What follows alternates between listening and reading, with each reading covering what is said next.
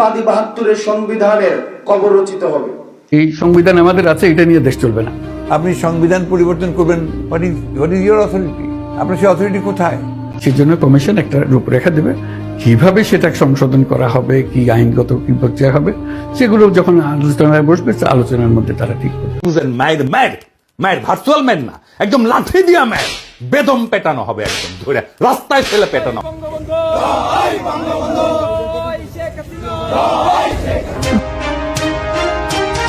৭২-এর সংবিধান কবর নয়, সমন্বয়ক এবং উপদেষ্টাদের কবর রচনা করেছেন আওয়ামী লীগ এবং বিএনপির নেতাকর্মীরা। হ্যাঁ দর্শক, এমনই এক শেয়ার বার্তা গত কয়েকদিন যাবৎ দিয়ে চলেছেন বিভিন্ন গণমাধ্যম। শেখ হাসিনা ফিরবে নিশ্চিত, আর শেখ হাসিনাকে ফেরাতে সবচেয়ে বড় ভূমিকা শুরু করে দিয়েছে বাংলাদেশ বিএনপি এবং জামায়াত ইসলাম।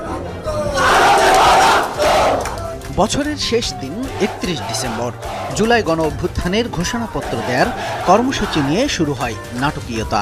দফায় দফায় বৈঠকে বসেন বৈষম্য বিরোধী ছাত্র আন্দোলন ও জাতীয় নাগরিক কমিটি। বিভিন্ন বোলবোর্ডে হুঁশিয়ারি বার্তা দেওয়া হচ্ছে। আওয়ামী লীগকে অপ্রাসঙ্গিক ও ৭২-এর সংবিধান মুছে ফেলার তাগিদে গতকাল মার্চ ফর ইউনিটি কর্মসূচির আয়োজন থাকলেও পথের মধ্যে বৈষম্য বিরোধী ছাত্র আন্দোলনের সমন্বয়কদের গাড়ি ভাঙচুর ও গণপিটুনি দিয়েছে আওয়ামী লীগ ও বিএনপির নেতাকর্মীরা। পরপর বাগেরহাট ও গোপালগঞ্জে হামলা চালানো হয়।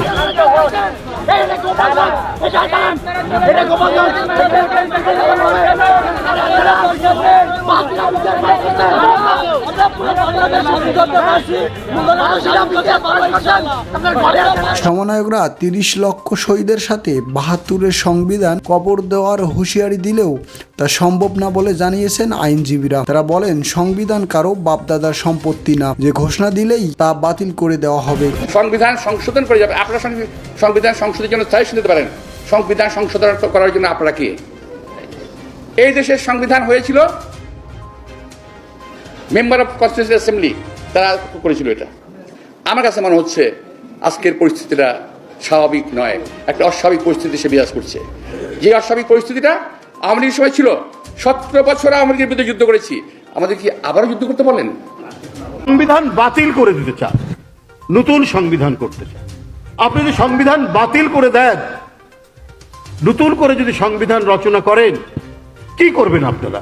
প্রিয় দর্শক, আপনি সংবিধান বাতিলের পক্ষে না বিপক্ষে? জানিয়ে দিন আপনার মূল্যবান মতামত আমাদের ভিডিওর কমেন্ট বক্সে। ধন্যবাদ।